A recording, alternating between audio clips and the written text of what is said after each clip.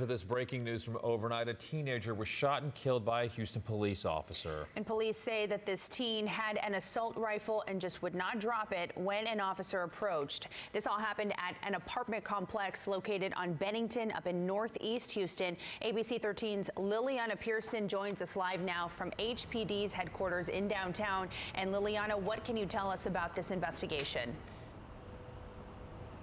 Well, Houston police are telling us that this happened at the Summit Living apartment complexes on Bennington Street. And though the investigation there has wrapped up for now, we're being told that they first arrived there around 9 p.m. last night. Houston police saying that they were first called out because a group of people that they just described as males were posting to social media, though they didn't say exactly what they were posting about.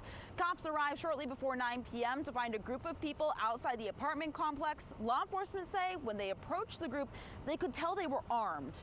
The group ran off and law enforcement followed them. Police say one of the suspects had what appeared to be an assault rifle. That suspect, described as a 17 or 18-year-old male, is reported to have pointed his gun at the officer. The officer who was chasing him fired, struck him, and killed him. Chief Finner striking a balance between the loss of life and seriousness of what happened. We're going to come out, we're going to investigate.